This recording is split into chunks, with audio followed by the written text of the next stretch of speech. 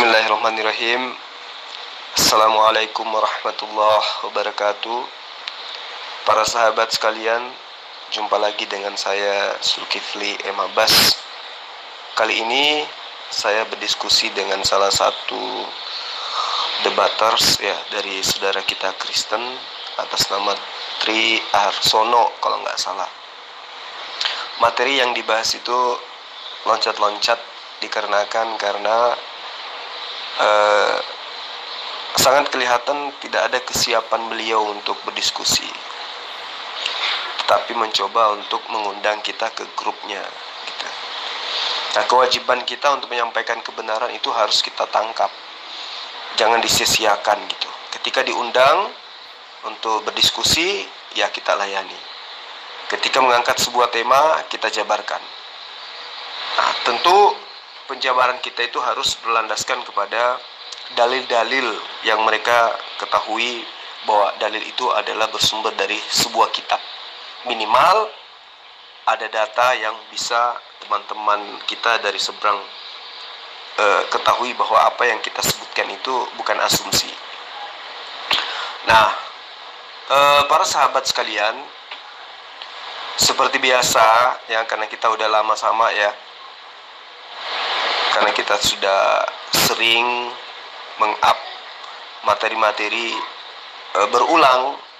Maksud saya materi yang kita diskusikan itu berulang dikarenakan karena kita pingin kali berdebat, mengajak lawan kita dari seberang itu untuk mengkaji materi yang selama ini belum pernah dikaji. Karena saya rasa cakupan daripada pemahaman terhadap konsep iman itu bukan hanya seputar itu saja, tetapi hampir menyentuh semua lini di mana konsep itu tertuang di dalam kitab suci, baik itu di kitab suci umat Islam maupun teman-teman dari seberang. Nah, hanya saja perbedaan itu sangat kelihatan. Ketika Islam disuguhkan sebuah pertanyaan, maka jawabannya itu mampu kita jabarkan berdasarkan pemahaman yang berasal daripada, pertama, yang tertuang di dalam kitab suci, yang kedua adalah pemahaman kita selaku umat muslim yang memang belajar tentang kitab sucinya itu sendiri.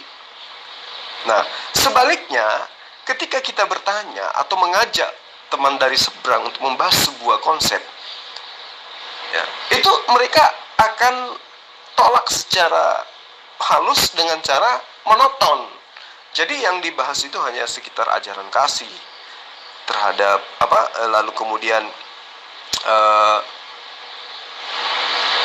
yaitu ajaran kasih, karena belum pernah ada satu sisi di mana mereka itu mempertahankan sebuah konsep di mana konsep itu searah dan tidak berlawanan dengan akal. Yang tidak berlawanan dengan akal hanya satu, kasih. Ajaran kasih dan ajaran kasih. Meskipun pada implementasi dalam kehidupan sehari-hari ya tidak nampak bias daripada ajaran kasih itu, malah bertentangan gitu loh. Tapi ketika kita membahas mata rantai daripada apa yang mereka ajarkan di dalam konsep pemahaman mereka terhadap yang mereka tuhankan, yaitu sosok Nabi Allah, maka mereka akan tidak pernah mau bertahan, tidak betah untuk mengkaji itu secara detail sampai ke akar-akarnya. Padahal setahu kita agama mereka itu adalah agama filsafat, tapi mereka sayangnya tidak mampu menjabarkan sampai ke akar-akarnya tentang konsep yang mereka imani sebagai konsep kebenaran gitu loh. Jadi yang membedakan antara kita dengan saudara kita dari seberang itu sangat jelas. Islam, debater Islam siap dengan materi apapun, dan kemudian ketika ada materi, maka materi itu kita tinggal sandarkan, kita nisbahkan, kita cocokkan dengan dalil yang berkaitan yang sudah Allah siapkan di dalam kitab suci Al-Quran. Nah, begitu juga ketika kita ingin mengambil dari kitabnya, juga sudah disiapkan di dalam kitab mereka. Seperti yang terjadi antara saya dengan saudara Tri ini. Ketika dia mengatakan Israel tidak punya hak, oh ternyata dibantah oleh kitabnya Bani Israel bahwa anak anak tunggal itu, meski dari istri yang kita tidak sukai, meski dia berasal dari istri ketiga, istri kedua, tetap dia punya hak mendapatkan 2 kali lipat daripada anak kedua. Nah, itu ditabrak oleh kitabnya sendiri, yaitu kitab terjemahan yang diambil dari agama lain. Ulangan 21 ayat 17. Ismail berhak 2 kali lipat mendapatkan harta warisan daripada Ishak. Nah, ketika dia mencemooh kemudian tentang sunat, maka ditabrak lagi dengan bukti nyata yang mereka sembah bersunat. Jadi serba salah. Maka hal yang paling cocok untuk kondisi seperti itu ya kabur. Seperti yang sering terjadi dan hampir setiap hari terjadi. Saya tidak pernah menyelesaikan sebuah materi diskusi di mana orang yang kita temani berdiskusi itu pamit dengan baik-baik. Selain daripada Pak Lamsen Yobaho. Nah, kalau Pak Lamsen Yobaho itu jujur, saya sudahi dulu ya, karena sudah ngantuk, karena saya sudah punya usia sekian, tidak bisa lagi. Dia jujur, tapi yang lain itu hilang, tenggelam, bak laksana ditelan laut, ditelan bumi gitu loh. Saya kira seperti itu para sahabat sekalian. Jadi intinya saya hanya ingin mengajak para sahabat sekalian untuk supaya tetap apapun yang disuguhkan dari konten channelnya, dari channelnya Zulkifli, itu tolong dipahami secara universal, dalam arti kata bahwa apa yang saya jabarkan itu sesuai dengan kondisi yang ada di lapangan. Jadi bukan saya memilih tema, atau bukan saya yang menentukan tema, dan juga bukan saya mau menonton untuk membahas tema-tema itu, tidak. Tetapi disesuaikan dengan kemampuan daripada lawan diskusi. Contoh, tadi saya ingin membahas tentang konsep dosa waris, di mana mereka dijamin oleh Yesus. Ketika mengakui Yesus sebagai Tuhan, maka mereka dijamin surga. Ingin membahas itu, tetapi dia merasa dia tidak ada pemahaman jauh dari situ, maka dia loncat membahas tentang sunat. Nah, di situ pun dia babak belur. Kenapa? Karena bukan karena tidak ada kesiapan, tidak, tetapi karena itu tadi, mereka dikutuk oleh Allah disebabkan karena mengutuk Abraham, karena ingin mendapatkan jempol dari Yahudi, padahal Yahudi sendiri menghargai Ismail sebagai anak Abraham. Itulah perbedaannya. Jadi para sahabat sekalian, saya mengucapkan banyak terima kasih ya, dan mohon maaf karena ucapan-ucapan salamnya saya tidak bisa jawab dengan tulisan, tapi yakin dan percaya saya menjawabnya meski dalam hati ataupun dengan lisan saya, tidak melalui ketikan. Doa-doanya para sahabat ya, saya ucapkan alhamdulillah, terima kasih banyak, menandakan bahwa Islam itu memang kuat dari segi persaudaraan. Saya pun tidak putus-putus yang mendoakan para sahabatku sekalian pada subscribe daripada channel Zulkifli Mabas ini. Senantiasa saya doakan, meski saya tidak sebutkan namanya satu-satu, paling tidak saya mengatakan, ya Allah, selamatkan semua ya, muslim dan muslimah yang telah mengikuti channel Zulkifli Mabas. Berikan kemudahan dalam hidup mereka, lapangkan rezeki mereka, panjangkan umurnya, bahagiakan mereka dengan keluarga, dengan pasangan-pasangan mereka, dengan anak-anak mereka. Jadikan mereka menjadi hamba-hambamu yang kelak mendapatkan nikmat darimu. Jauhkan mereka dari golongan hamba-hamba yang engkau sesatkan. Minimal saya doakan seperti itu. Jadi para sahabat sekalian, alhamdulillah, channel kita semakin hari semakin semakin banyak yang subscribe, semakin banyak yang like, semakin banyak yang komen. Itu karena upaya para sahabat sekalian. Untuk itulah saya atas nama pribadi mengucapkan banyak terima kasih yang sedalam-dalamnya. Mudah-mudahan apa yang kita lakukan selama ini mendapatkan ridha dari Allah, mendapatkan berkat dari Allah, sehingga kita menjadi seorang muslim dan muslimah yang bisa menjadi penopang agama Allah, yang bisa menjadi cahaya di mata keluarga, dan bisa menjadi salah satu bagian daripada pembendung arus pemurtadan di negara kita ini. Saya kira seperti itu ya. Saya mohon maaf karena pengantar saya terlalu panjang. Mungkin karena saya kangen kali dengan sahabat-sahabat kalian, para subscriber. Saya kangen sama kalian, sampai saya berceloteh di pembukaan daripada konten perdebatan saya ini. Saya kira seperti itu ya para sahabat sekalian. Dimanapun Anda berada, tidak bisa saya sebutkan satu-satu. Yang terpenting adalah kita saling mendoakan. Semoga Allah memberikan yang terbaik buat hidup kita. Akhir kalam dari saya, wabillahi taufiq wal hidayah. Salam satu Tuhan. Assalamualaikum warahmatullahi wabarakatuh. Bu, penyalipan Yesus itu kita ditawari, dosa kita tanggung. Karena kita masih berbuat jahat, jadi engkau menanggung sendiri, masuk neraka gitu, Bu. Singkat aja, gini aja. Sekarang Yesus menawarkan kepada kita, dosa kalian semua aku tanggung. Tinggal kita milih, kita terima dia atau tidak. Kalau kita tidak terima, akhirnya kita menanggung dosa itu, masuk neraka, dilenyapkan. Singkat saja, Bu. Terima kasih ya. Ini saudara dapatkan ilmu dari mana Yesus menawarkan menanggung dosa manusia? Saudara dapat ilmu dari mana?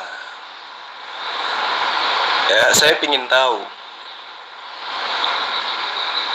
Alasan Anda mengatakan Yesus itu menawarkan untuk menanggung dosa manusia itu agar tidak masuk neraka itu apa? Kapan Yesus menyatakan itu? Coba Anda tunjukkan. Sekarang masalahnya, aku udah kasih ayat itu kemarin tadi. Barang siapa mengasihi istrinya lebih daripada aku, suaminya, orang tuanya, nggak layak loh. Itu udah dalam penebusan itu, nggak layak. Udah ku bilang banyak perjuangan masih panjang. Bukan hanya percaya aja, tapi melakukan. Makanya gue bilang, itu udah kasih ayat tadi tuh.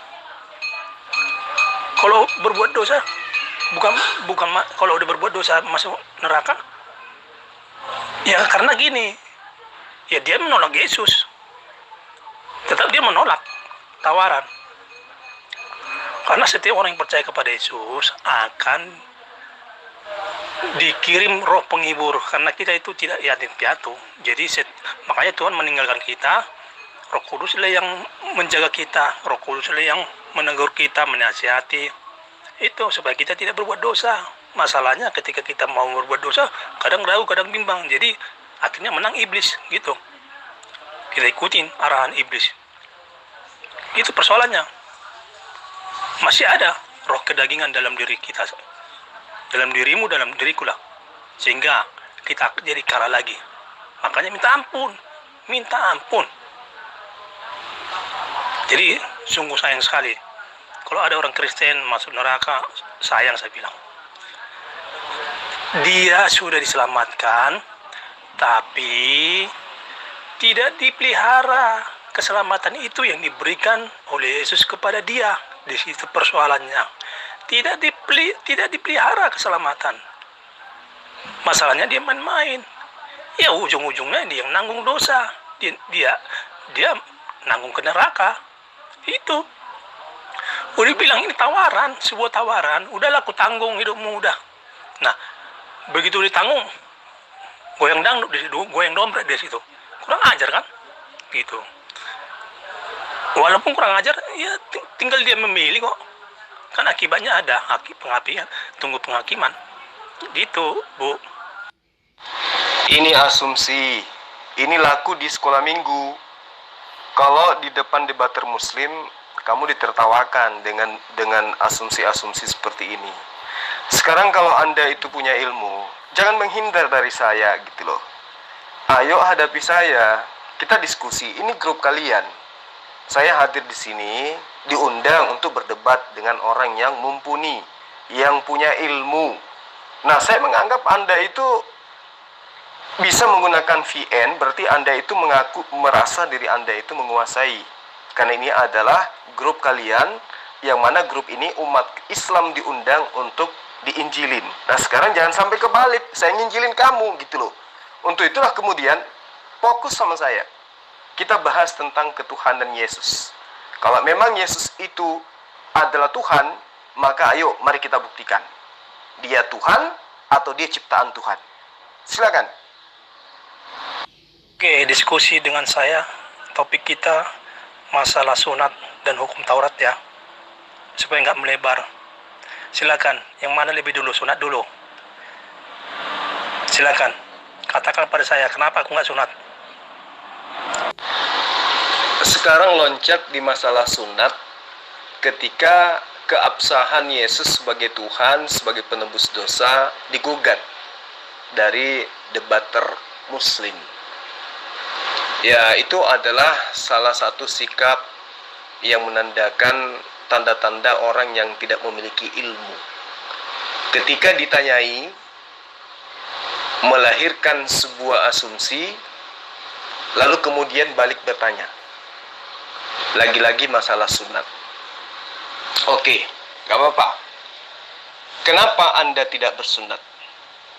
Tadi Anda mengatakan Anda adalah pengikut Yesus. Nah, Yesus mengatakan, aku mengenal muridku, mereka mengikuti aku. Yesus bersunat, kenapa Anda tidak bersunat? Apa alasan Anda? Silakan. Yesus disunat. Dia disunat 8 hari. Sekiranya tadi dia, karena dia nggak ngerti umur 8 hari dia. Kalau misalnya dia disunat umur dewasa, dia pasti protes. Masalahnya dia umur 8 hari dia disunat ya enggak aja. Secara jasmani ya dia nggak tahu. Karena dia umurnya 8 hari. Karena semakin bertumbuh semakin dia ya muncul aja firman dalam mulutnya kan gitu. Nah, sekarang gini, kenapa orang Kristen tidak disunat? Kalau disunat buat apa Kristus, buat apa lagi Kristus buat kita? Untuk apa Kristus untuk hidup dalam kita? Nggak ada artinya loh. Udah aku bilang. Nah, ini aja dulu. Sekarang disunat itu perjanjian Allah dengan Abraham. Kok Muslim ikut-ikutan? Kan disebutkan di situ 17 ayat berapa itu? Perjanjian aku antara keturunanmu yang disebut di situ ya, dan orang yang numpang di rumahmu dan yang lahir di situ. Itu yang numpang yang lahir itu stop. Nggak disebut keturunan lagi. Berarti antara numpang sama anak yang lahir. Berarti cucunya enggak. Nah, di situ. Yang disebut keturunan ya anaknya. Ishak, Yakub, dan seterusnya hingga saat ini. Kok Muslim ikut-ikutan disunat? Nah, itu dulu. Muslim kok ikut-ikutan disunat? Padahal nggak diperintahkan. Yang diperintahkan hanya ada yang numpang di rumahnya dan yang lahir beserta keturunannya kekal. Keturunan siapa? Ya orang Israel. Lagi-lagi, kenapa orang Muslim ikut-ikutan itu aja? Membahas sunat. Yesus sunat pada hari ke-8 karena Yesus tidak tahu. Yesus ikut-ikutan aja menurutmu. Di akhir-akhir VN kamu, terang kamu menjelaskan bahwa sunat itu adalah perjanjian kekal bagi Abraham dan keturunannya. Dan Yesus adalah keturunannya. Berarti itu adalah sebuah kewajiban bagi Yesus untuk sunat. Bukan karena ikut-ikutan, karena usianya 8 hari, bukan. Tapi karena dia adalah keturunan Abraham, berarti dia adalah manusia, maka wajib baginya untuk sunat. Satu poin itu harus kamu catat dengan baik. Kemudian, Anda mencoba menyerang Muslim dengan mengatakan, kenapa Muslim ikut-ikutan bersunat? Nah, Anda kalau kurang ilmu, seharusnya Anda nggak masuk ke dalam dunia debat. Jadi gini, saya injilin Anda, saya ngajarin Anda ya. Di dalam kitab Kejadian 17, coba Anda baca di sana ya, fokus kepada dalil yang menyatakan tentang Abraham dan Ismail disunat. Jadi manusia kedua yang ada yang disunat di muka bumi ini menurut kitab Anda adalah Ismail. Ishak belum, karena dia belum ada. Karena Ismail pada saat itu adalah anak tunggal, belum punya adik dia. Nah, ketika perintah ini datang kepada Ismail, datang kepada Abraham, di dalam kitab Kejadian 17, ya maksud saya, itu nyata dikatakan oleh Allah atau Eloh bahwa perjanjian dan sumpah Allah, ya, terhadap Abraham adalah adanya satu perjanjian kekal. Apa itu? Abraham, keturunannya, anak-anaknya, turun-temurun wajib memegang janji kekal itu. Apa itu? Sunat. Nah, karena Ismail ini adalah anaknya, berarti Ismail ini adalah keturunannya. Hanya orang yang membenarkan akal-akalannya sebagai sebuah olahan akal sehat yang mengatakan Ismail bukan keturunannya. Tapi mulutnya mengatakan, betul, Ismail itu anaknya, tapi bukan keturunannya. Itu hanya orang gila yang bisa menyatakan pernyataan seperti itu. Yang namanya anak pasti keturunan. Ya. Nah, ketika Allah mengangkat sebuah perjanjian dengan Abraham, berarti perjanjian ini muatannya mengikat kepada seluruh keturunannya secara turun-temurun. Ya, kamu bisa baca di dalam Kejadian 17 ayat 9, di mana instruksi Allah kepada Abraham, Abraham harus memegang perjanjian itu. Perjanjian engkau dan keturunanmu turun-temurun, kata Allah. Apa itu? Kamu dan keturunanmu harus bersunat. Apa katanya di ayat 10? Setiap laki-laki di antara kamu harus disunat. Ismail laki-laki harus disunat. Maka manusia yang kedua yang disunat itu adalah Ismail. Berarti keturunannya Ismail harus bersunat. Itulah alasannya kenapa Muhammad SAW dan umatnya bersunat. 2 poin sudah terjawab. Pernyataan Anda, kembali ke pertanyaan Anda. Pernyataan Anda, Yesus disunat karena Yesus itu tidak tahu apa-apa, karena baru usia 8 bulan. Anda ingin mengatakan, andai saja Yesus itu sudah dewasa, Yesus akan menolak untuk disunat. Apakah benar Yesus datang untuk membatalkan hukum Torah? Apakah benar Yesus datang untuk membatalkan perjanjian kekal Allah kepada dirinya yang adalah keturunan Abraham? Atau ini hanya akal-akalan mimbar gereja? Ya, kalau Anda mengatakan Yesus tidak tahu menahu di usia 8 hari, maka pertanyaan yang muncul kemudian adalah, kalau begitu, usia berapa Yesus itu? Usia berapa tahun Yesus itu baru menjadi Tuhan? Atau selama jadi manusia dia nggak pernah menjadi Tuhan? Nah, itu pertanyaan yang harus kamu jawab setelah kamu menjabarkan tentang sunat. Nah, sekarang Anda mengatakan berdasarkan Galatia 5, ya, bahwa orang-orang Kristen itu tidak berguna Yesus Kristus bagi mereka kalau dia disunat. Itu ajaran sopo. Itu ajaran Paulus. Lalu apa kedudukan Paulus di mata Yesus? Ini juga penting kau ketahui. Penting untuk kamu pahami. Kedudukan Paulus di mata Yesus itu apa? Kamu ingin mengatakan Paulus adalah rasul? Itu kedudukan Paulus di mata Paulus. Yang saya minta, yang harus kamu pertanggungjawabkan, karena Paulus ini telah membatalkan apa yang Yesus ajarkan, Abraham ajarkan, Allah janjikan sebagai perjanjian kekal, maka kamu harus menuntun orang-orang yang ada di grup ini memahami siapa Paulus menurut Yesus. Jangan siapa Paulus menurut Paulus. Nah, ketika Paulus ini membatalkan hukum Torah, membatalkan perjanjian kekal Allah, kedudukannya dia apa di mata Yesus? Murid? Bukan. Sahabat? Bukan. Kerabat? Bukan. Kenalan juga bukan. Lalu siapa? Nah, ini yang perlu kamu pahami dengan baik.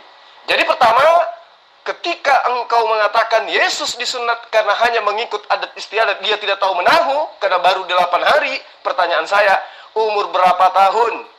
Umur berapa hari? Ya, umur berapa bulan baru Yesus itu pantas dijadikan Tuhan, pantas disebut sebagai Tuhan? Silakan. Pak, saya bacakan ayatnya 17 ayat 9. 17 ayat 9 ini perjanjian loh. Lagi firman Allah kepada Abraham, dari pihakmu engkau harus memegang perjanjianku, engkau dan keturunanmu turun-temurun. Ayat 10, inilah perjanjianku yang harus kamu pegang, perjanjian antara aku dan kamu serta keturunanmu, yaitu setiap laki-laki di antara kamu harus disunat. Ayat 11, haruslah dikerat kulit katanya, dan itulah akan menjadi tanda perjanjian antara aku dan kamu. Anak yang berumur 8 hari haruslah disunat, yakni setiap laki-laki di antara kamu turun-temurun, baik yang lahir, dengar ya, baik yang lahir, yang di rumahmu, artinya yang numpang di rumahnya, maupun yang dibeli ya, yang dibeli uang dari salah seorang asing, tetapi tidak termasuk keturunanmu, Di situ yang menumpang stop. Pada saat di rumah dia disunat, stop, nggak keturunannya. Yang keturunan kekal itu yang berlanjut turun-temurun, yaitu dari mulai Ishak, Yakub, dan yaitu bangsa Israel. Tapi kok Islam ikut-ikutan, itu persoalannya. Ikut-ikutan. Kok masuk Islam disunat? Di situ nggak ada diperintahkan orang Islam disunat, nggak disuruh malah, tapi ikut-ikutan. Di situ disebut orang yang numpang loh, itu orang yang numpang dan yang lahir itu stop, nggak disebut di situ keturunannya. Tapi yang keturunan turun-temurun itu yang disebut itu ya dari Ishak, Yakub, yaitu orang Israel. Tapi kok Muslim ikut-ikutan loh. Terima kasih Bapak. Tidak tuntas cara kamu membaca dalil. Ya, lisanmu itu terlalu berat untuk membaca ayat-ayat selanjutnya. Kenapa? Kamu boleh mengatakan, kenapa kok Islam ikut-ikutan? Kamu boleh mengatakan seperti itu karena menemukan dirimu tidak sunat, dan kamu mau umat Islam itu juga tidak sunat. Ini yang saya katakan lewat ketikan tadi. Sejatinya grup seperti ini Anda siapkan pakar-pakar mimbar gereja untuk menghadapi kami-kami ini. Sebelum kami diundang, kalian sudah harus siapkan. Kalau Anda kan kewalahan ilmu pas-pasan seperti itu.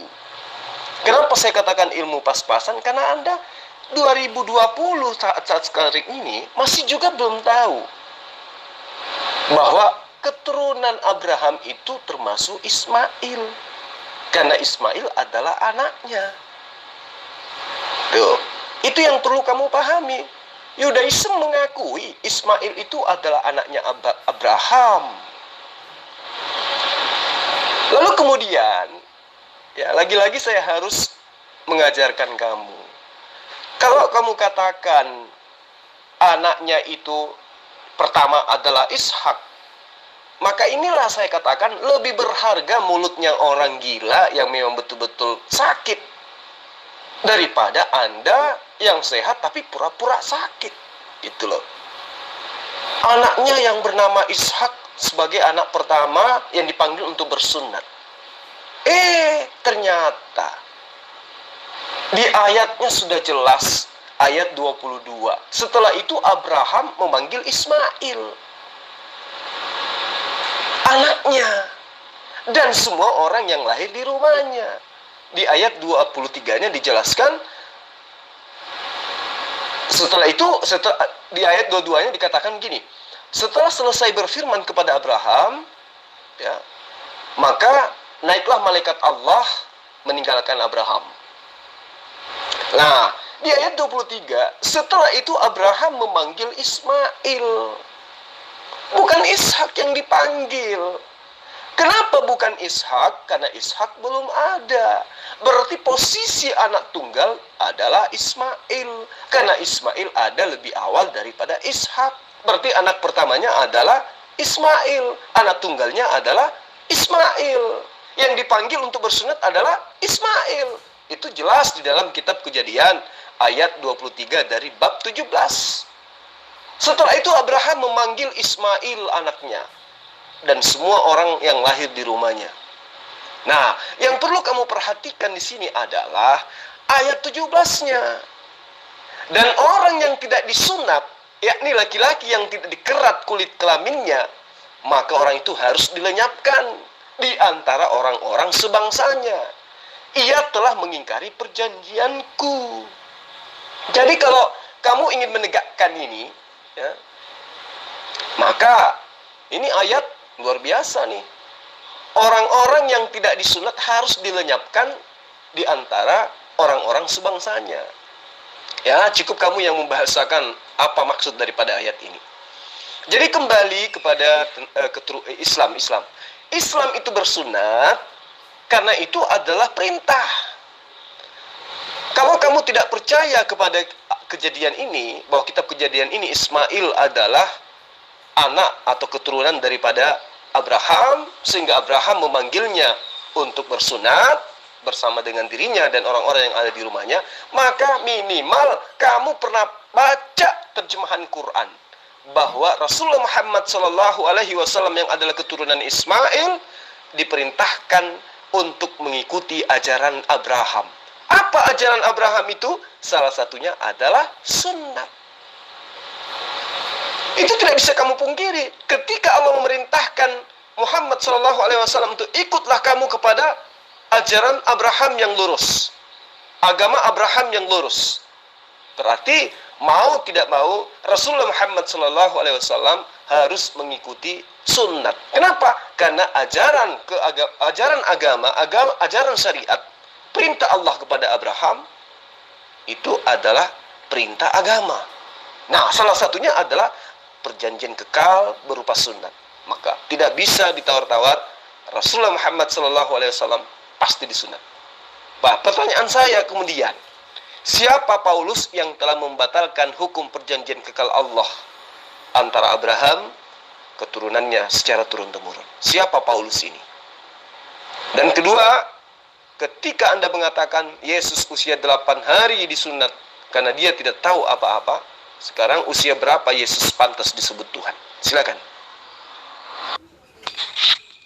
Coba Pak itu VN-nya Pak Zul itu ditanggapi Pak. Dia adalah Bapa bangsa segala bangsa. Tapi dimulai dari Yesus, jika engkau memiliki dan mengasihi Yesus, maka engkau jadi miliknya Abraham, milik keturunan Abraham. Masalahnya kamu tidak memiliki, tidak mengasihi Yesus, itu persoalannya. Menolak penyalipan Yesus, ini perkataan Allah, firman Allah. Yesus itu harus disalib untuk menanggung dosa manusia. Persoalannya Anda itu menolak. Itu dia yang menyambung, Yesus itu yang menyambung Bapa segala bangsa. Apabila engkau percaya kepada Yesus, bahwa engkau adalah mewarisi nenek moyangmu, yaitu Abraham. Begitu Pak. Masalahnya kamu itu menolak penyalipan, menolak penebusan. Emang bisa kamu menebus dirimu sendiri dosamu? Mana ada bisa? Orang disebut di situ dosa adalah maut.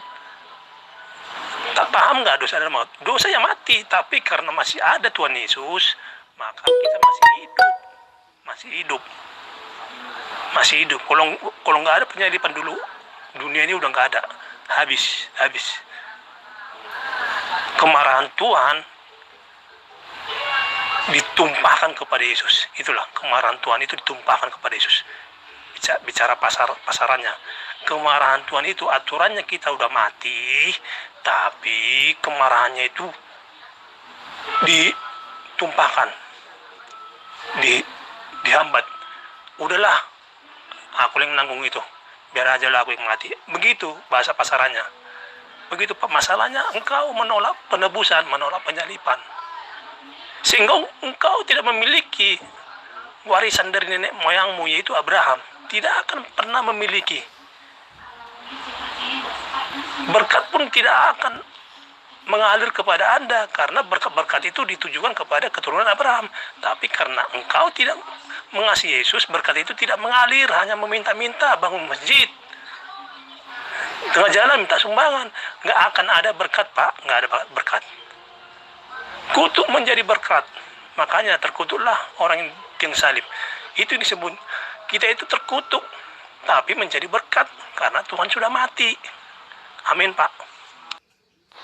Ini kita sedang membahas tentang pengajaran Abraham, berarti kaitannya dengan ajaran Yudaism atau orang-orang Yahudi atau Bani Israel, yaitu ajaran yang termuat di dalam hukum Torah. Nah, ketika Anda menabrakkan dengan penyaliban, dengan menerima Yesus dan seterusnya, itu Anda sedang menerangkan tentang ajaran mitologi Yunani yang pernah diajarkan oleh penjajah Kekaisaran Romawi terhadap tanah Yudea dan Galalia untuk mengajarkan ajaran mitologi Yunani dengan membungkus diri terhadap pengajaran Bani Israel. Ya, sekali lagi saya harus katakan, di gereja, di sekolah minggu mungkin bisa Anda menjabarkan seperti itu. Tapi di hadapan kami, para teolog muslim-muslimah ini, itu nggak laku.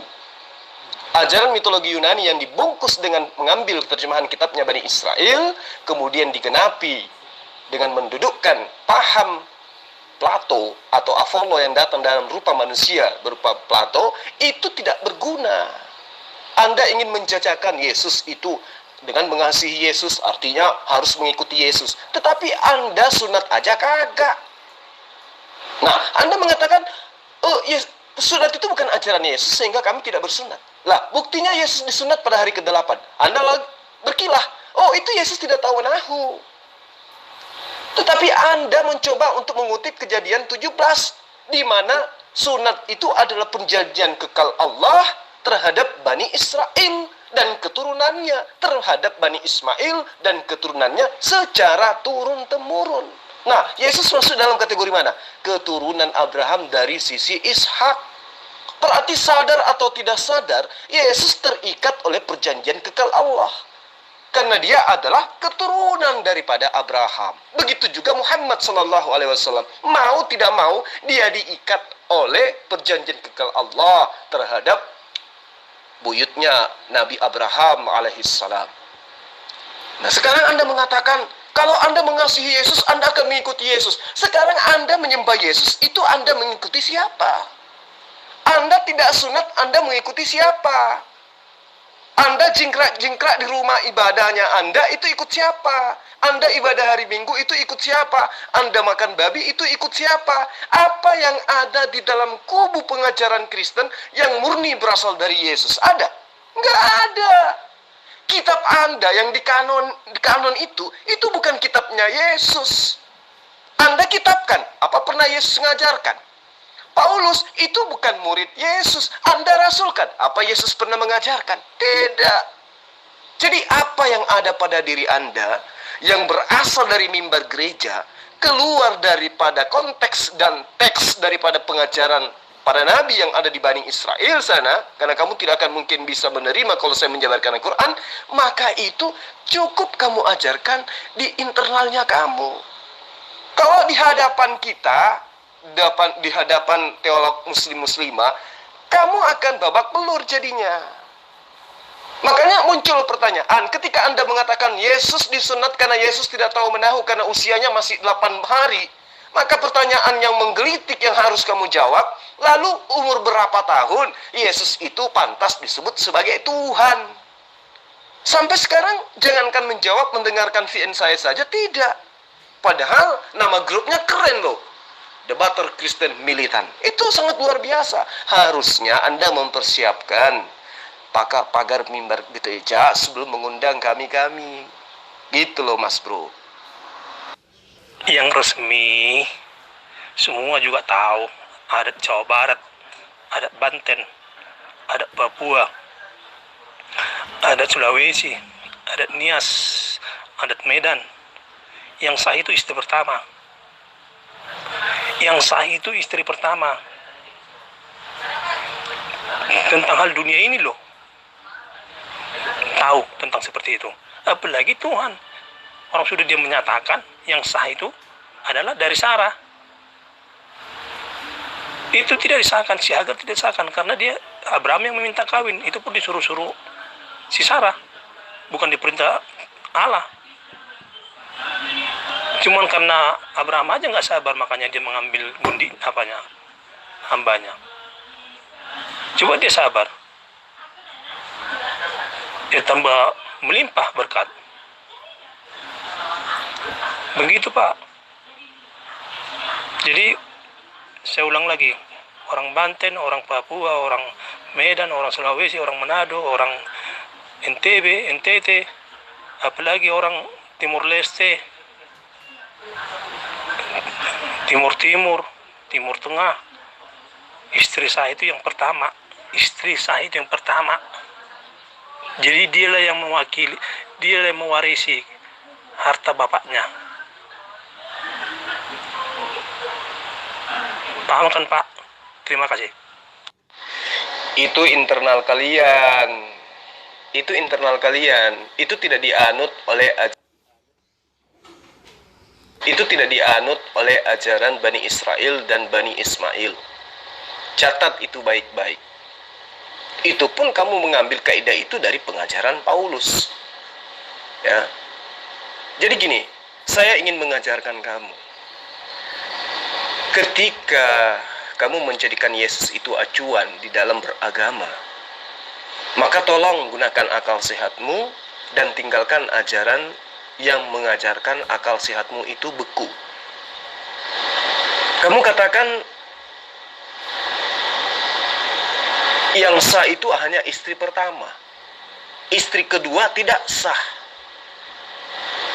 Itu menurut kamu. Tetapi menurut hukum Tuhan itu berbeda. Nah sekarang yang mana mau diikuti? Hukum kamu atau hukum Tuhan? Gitu. Nah saya hanya ingin memperingatkan, ketika Anda mengatakan bahwa istri pertama itu adalah istri dan yang sah, berarti istri kedua itu tidak sah.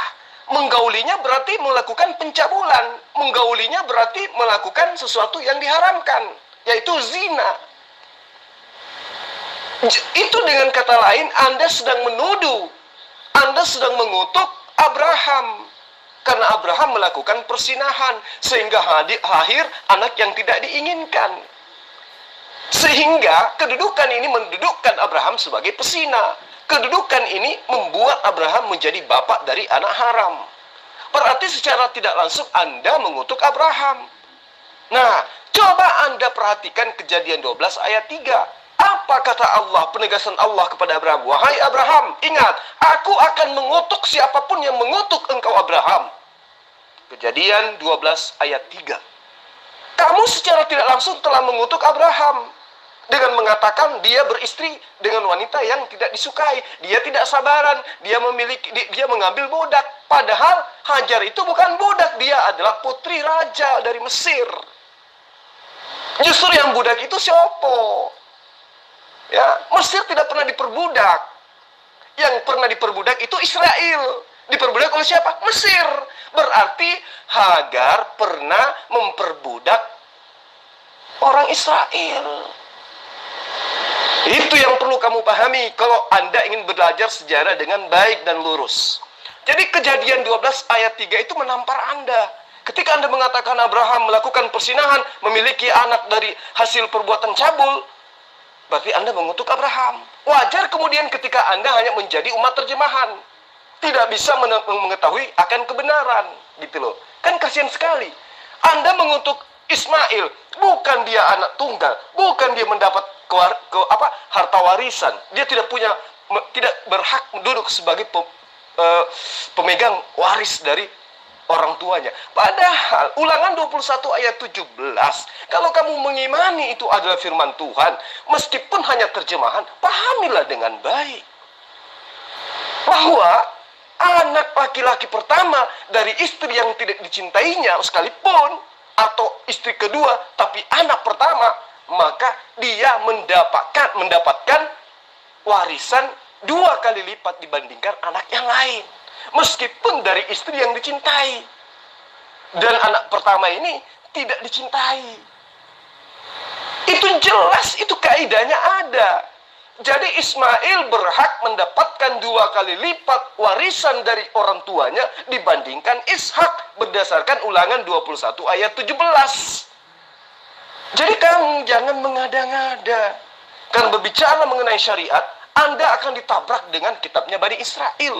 Nah, Anda berbicara mengenai hukum fikih tentang kewarisan, ditabrak oleh Al-Quran dan ditabrak oleh kitabnya Bani Israel.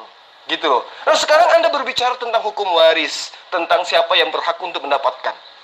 Apa pijakanmu selain daripada kebencian terhadap Ismail? Nggak ada. Sebagai penumpang gelap harusnya kamu sadar itu. Ya. Jadi kembali kepada poin pertanyaan pertama saya, kamu belum jawab. Dan kamu menghindar terus. Kamu mending membahas VN dari tulisan-tulisan teman muslim daripada VN saya. Jangankan membalas mendengarkannya aja, tidak. Ya, padahal tujuan saya itu ya supaya cakrawala berpikirmu itu terbuka gitu loh.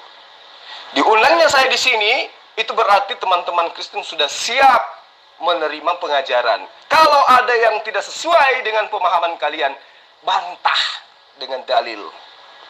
Jangan dicuekin kayak gini. Ya.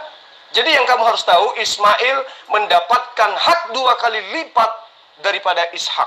Itu diterangkan di dalam Ulangan 21 ayat 17. Lalu kamu yang mengutuk Abraham, pantas kamu mendapat kutukan dari Allah. Aku akan mengutuk siapapun, mau dia Kristen, mau dia Islam, mau dia Hindu, mau dia Buddha, yang mengutuk engkau Abraham. Aku akan mengutuk dia. Itu kata Allah. Dan aku akan memberkati dia, siapapun yang memberkati engkau Abraham. Jadi Saudara Tri Hartono atau Tri siapa namanya ini? Tri Sutrisno atau siapa? Tri Susila atau siapa? Anda harus belajar lebih banyak lagi. Sebelum Anda terjun ke lapangan untuk berdebat dengan teolog muslim dan muslimah, Anda harus dibekali dengan amunisi ilmu, bukan hanya asumsi. Pertanyaan terakhir dari saya untuk Anda, ya, Anda mengatakan Yesus disunat karena tidak tahu apa-apa, karena baru berusia 8 hari.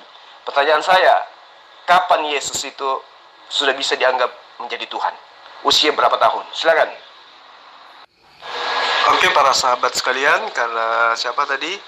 Sang penghujat Nabi Abraham tadi udah kabur entah kemana. Ya, Saudara Tri Arsono ya, kalau nggak salah ya. Ya, kan, untuk itulah biar saya nyimak aja dulu lah para senior-senior saya. Saya nyimak dulu, nanti kalau misalnya sudah muncul lagi pakar-pakar mimbar, baru saya ikut nimbrung, ya.